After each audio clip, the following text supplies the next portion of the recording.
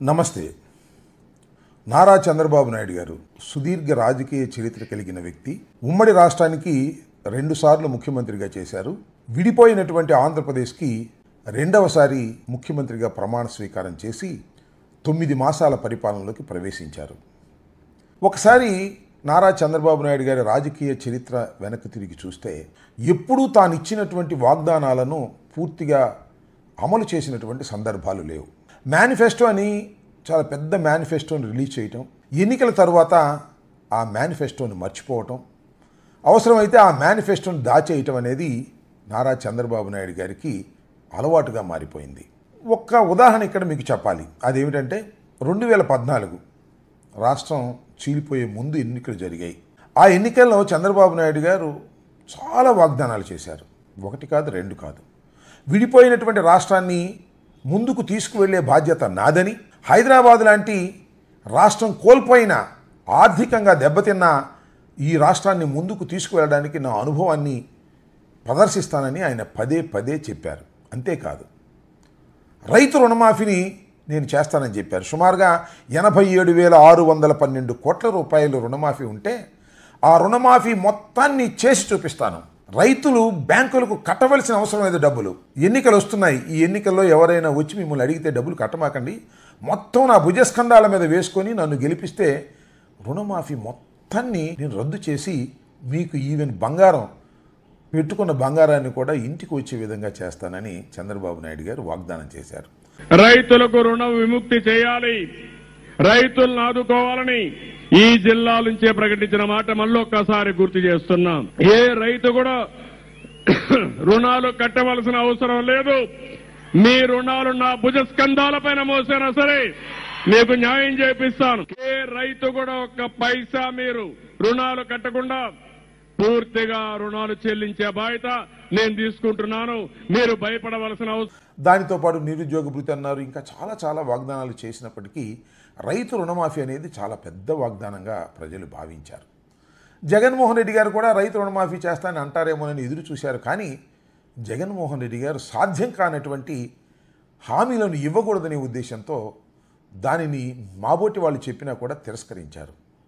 చివరకు చంద్రబాబు నాయుడు గారు గెలిచారు. విడిపోయిన రాష్ట్రానికి ముఖ్యమంత్రి అయ్యారు. ఏదైతే 87,612 కోట్ల రుణమాఫీ ఉందో రైతులది, దాన్ని రద్దు చేశారంటే రద్దు చేయలేదు.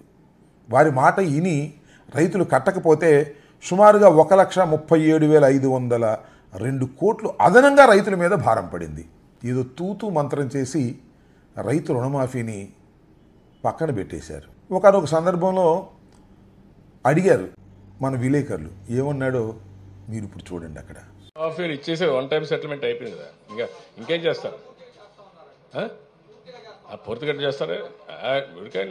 ఆ రోజు ఏదైతే చెప్పామో వాళ్ళకి ఇవ్వాల్సినటువంటి 1.5 lakh 1 టైం అన్నారు. 1 టైం ఇచ్చేసాం. పూర్తిగా చేస్తాను ఎవరు చెప్పారు? కాబట్టి వాగ్దానాలు ఇవ్వటానికి మాత్రం అద్భుతంగా ఇస్తారు. ఎన్నికల్లోకి గెలిచిన తర్వాత వాగ్దానాన్ని దేన్ని అమలు చేయకోకుండా దృష్టి మరల్చేటటువంటి కార్యక్రమం చేస్తారు. అది 2014 నుంచి 2019 వరకు చంద్రబాబు నాయుడు గారు చేసినటువంటి నిర్వాకం. 2019లో జగన్మోహన్ రెడ్డి గారు అధికారంలోకి వచ్చారు. మళ్ళీ ఇచ్చిన ప్రతి వాగ్దానాన్ని నిలబెట్టారు. మళ్ళీ 2019లో ఎన్నికల్లో వైఎస్ఆర్ కాంగ్రెస్ పార్టీ ఓడిపోయింది. కూటమి ఘన విజయం సాధించింది.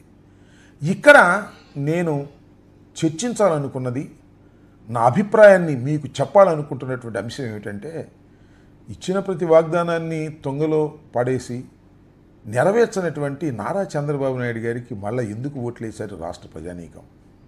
ఇచ్చిన ప్రతి మాటని ఏదో 1 మినహా అన్నిటినీ నెరవేర్చినటువంటి జగన్మోహన్ రెడ్డి గారిని ఎందుకు తిరస్కరించారు అనేది ఇక్కడ మనం ఆలోచించవలసినటువంటి, తర్కించవలసినటువంటి అంశమని నేను భావిస్తున్నాను.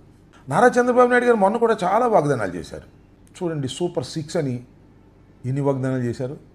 ఇంట్లో ఎంతమంది ఆడపిల్లలుంటే 19 సంవత్సరాల నుంచి 59 సంవత్సరాల వరకు ఒకరుంటే 1,500, ఇద్దరుంటే 3,000, ముగ్గురుంటే 4,500 ప్రతి నెల మీ అకౌంట్కు వచ్చే బాధ్యత, వేసే బాధ్యత జనసేన తెలుగుదేశం ప్రభుత్వం తీసుకుంటాం.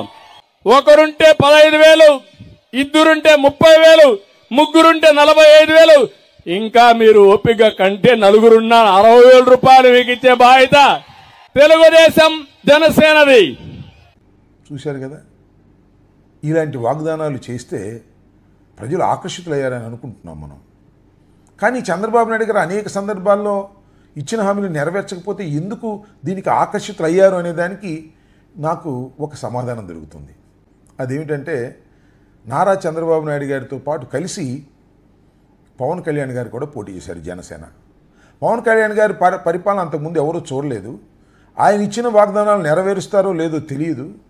కానీ కొత్తగా వస్తున్నాడు కాబట్టి కొంత క్రెడిబిలిటీ ఉందేమోనని అనుకుంటారు సహజంగానే. ఎందుకంటే ఆయన ఎన్నికలకు ముందు చాలా చోట్ల తిరిగి చనిపోయినటువంటి కౌలు రైతులకు సొంత సొమ్ము ₹1,00,000 ఇచ్చినటువంటి సందర్భాలు ఉన్నాయి. ఓహో, పవన్ కళ్యాణ్ గారు కొద్దిగా బెటర్మెంట్సే అనేటువంటి భావన వారిలో కలిగిందని నా అనుమానం. అందువల్లనే పవన్ కళ్యాణ్ గారు కూడా ఈ సూపర్ 6కి కానీ చంద్రబాబు నాయుడు గారు ఇచ్చిన హామీలకు కానీ మద్దతు పలికారు. నాది బాధ్యత అని కూడా సుమారుగా చెప్పారు. నేను మీకు మాట ఇస్తా ఉన్నా, కూటమిలో మేము ఏ పథకాలైతే మేము హామీ ఇస్తున్నామో అవి అమలు చేసే బాధ్యత జనసేనగా మా అందరి బాధ్యత. అది ప్రజలకు మేము మాట ఇస్తా ఉన్నాం. అందువల్ల సరే, పవన్ కళ్యాణ్ గారు కొత్తగా వచ్చారు, ఆయన మాటకు విలువ ఉంటుందనే ఉద్దేశంతో నారా చంద్రబాబు నాయుడు గారి మీద విశ్వాసం లేకపోయినా పవన్ కళ్యాణ్ గారి మీద విశ్వాసంతో ఓట్లు వేశారేమోననేది నాకున్నటువంటి సందేహం. ఇక్కడ ఒక విచిత్రమైన అంశాన్ని చెప్పాలి. భారతీయ జనతా పార్టీ చాలా అనుభవం కలిగినటువంటి రాజకీయ పార్టీ. చంద్రబాబుతో ఒకసారి కలిసింది, మరొకసారి విడిపోయింది, మొన్న మళ్ళా తిరిగి కలిసింది. అప్పుడు ఈ వాగ్దానాలన్నీ కూడా చంద్రబాబు నాయుడు గారు చెప్తుంటే బీజేపీ మాత్రం ఈ వాగ్దానాలకు గ్యారంటీ ఇవ్వము అని చాలా స్పష్టంగా చెప్పేశారు. ఎందుకంటే వారికి తెలుసు ఇవన్నీ సాధ్యపడేటటువంటి హామీలు కావని, లెక్కకు మించిన హామీలు, ఆర్థిక భారం మొయ్యలేనటువంటి హామీలు నారా చంద్రబాబు నాయుడు గారు ఇస్తున్నారు కాబట్టి దానిలో మేము భాగస్వాములం కాము అని పక్కకు తప్పుకున్నారు. కానీ అనుభవం లేనటువంటి పవన్ కళ్యాణ్ గారు మాత్రం అవన్నీ నెరవేర్చే బాధ్యత మా జనసేన కూడా భుజాన వేసుకుంటుందని చెప్పారు. ఇవాళ నేను ప్రశ్నిస్తున్నాను, ముఖ్యంగా పవన్ కళ్యాణ్ గారిని ప్రశ్నిస్తున్నాను. మీరు ప్రశ్నించటం కోసమే రాజకీయ పార్టీ పెట్టామని రాజకీయాల్లోకి వచ్చారు, చాలామందిని ప్రశ్నించారు, మమ్మల్ని కూడా చాలా ప్రశ్నించారు. ఇవాళ మేము అపోజిషన్లో ఉన్నాం, మేము ప్రశ్నిస్తున్నాం. అయ్యా, పవన్ కళ్యాణ్ గారు జనసేన పార్టీ అధినేత, ఇవాళ చంద్రబాబు నాయుడు గారు ఇచ్చినటువంటి హామీలను నెరవేర్చకపోతే, వాయిదా వేస్తుంటే ఎందుకు మీరు గుట్టు చప్పుడు కాకుండా మౌనంగా ఉన్నారు? మీరు మాట్లాడాలి కదా. చంద్రబాబు నాయుడు గారిని సమర్థిస్తున్నారా, లేక సమర్థించుకోకుండా పక్కనున్నారా, మౌనంగా ఎందుకున్నారు అనేది ఇక్కడ ప్రశ్న. చాలా సందర్భాల్లో మౌనం అర్ధాంగీకారం అంటారు. మరి మీ విషయంలో మౌనం పూర్తి అంగీకారం అవుతుందా లేదా? అదేమంటే పవన్ కళ్యాణ్ గారు అనారోగ్యంగా ఉన్నారు, బెడ్ రెస్ట్ తీసుకుంటున్నారు అన్నారు. సరే, ఆయన మీద మాకు బెడ్ రెస్ట్ తీసుకున్నాం, ఇంకోటైనా ఆయన ఆరోగ్యం బాగుపడాలని, త్వరగా ఆయన కోలుకోవాలని మేము మనస్ఫూర్తిగా కోరుకుంటున్నాం. కానీ సమాధానం చెప్పుకోకుండా ఉండటం మాత్రం సమంజసం కాదు. మొన్న ఢిల్లీ ఎన్నికల తర్వాత ఒక ప్రకటన రిలీజ్ చేశారు, భారతీయ జనతా పార్టీ ఘన విజయాన్ని మీరు మెచ్చుకుంటూ. అలాగే చంద్రబాబు నాయుడు గారు ఇచ్చినటువంటి సూపర్ 6 కానీ, చంద్రబాబు నాయుడు గారు ఇచ్చిన హామీలు కానీ పక్కన పెట్టేస్తున్నారు కదా, వాటిని చేయటం లేదు కదా. ఇసుక ఫ్రీ అన్నారు కదా, అది లేదు కదా. మందు నాణ్యమైందన్నారు కదా, అది లేదు కదా. కరెంటు ఛార్జీలు విపరీతంగా పెంచేశారు కదా. ఉన్న జాబులన్నీ కూడా తీసేస్తున్నారు కదా. వీటి మీద మీరు మౌనంగా ఉండటం అనేది సమంజసం కాదు. నేను ఇక్కడ ఎందుకు అంటున్నానంటే, మీరు గ్యారంటీ ఇచ్చినటువంటి వ్యక్తి మౌనంగా ఉంటే అది ప్రమాదం. ఎవరికి ప్రమాదం? మీకే ప్రమాదం అని మనం చేస్తున్నా. చంద్రబాబు కన్నా మీకు బెటర్ క్యారెక్టర్ ఉందని కొంతమంది, కనీసం జనసేన వాళ్ళు నమ్ముతున్నారు, వాళ్ళు మిమ్మల్ని మెచ్చుకుంటున్నారు. జనసేనకు సంబంధించిన కార్యకర్తలను కూడా అడుగుతా ఉన్నా, చంద్రబాబు నాయుడు గారు చేస్తున్న పాపాలన్నిటికీ కూడా మీరు బాధ్యత వహిస్తారా? బాధ్యత వహించేటప్పుడు మీరు దానికి సమాధానం చెప్పకుండా తప్పుకుంటారా, లేక చంద్రబాబు వ్యతిరేకతలో మీరు కొట్టుకుపోతారా? ఆలోచించుకోవాల్సినటువంటి సమయం ఆసన్నమైందని కూడా మనవి చేస్తున్నా. సమయం ఆసన్నమైందంటే 8 మాసాలకి 9 మాసాలకి ఏం ఆసన్నమైందని ఇంకా మాకు 4.5 సంవత్సరాలు 4 సంవత్సరాల 3 మాసాలు టైం ఉందనుకుంటే అది పొరపాటు. ఎప్పుడు రాజకీయాల్లో ఏం జరుగుతాయో ఎవరికి తెలియదు. కాబట్టి చంద్రబాబు నాయుడు గారికి గ్యారంటీ ఇచ్చిన పవన్ కళ్యాణ్ గారు మౌనం వీడాలి. మౌనం వీడి రాష్ట్ర ప్రజలకు, జనసేన కార్యకర్తలకు సమాధానం చెప్పాలని ఈ సందర్భంగా నేను కోరుకుంటున్నాను. ధన్యవాదాలు.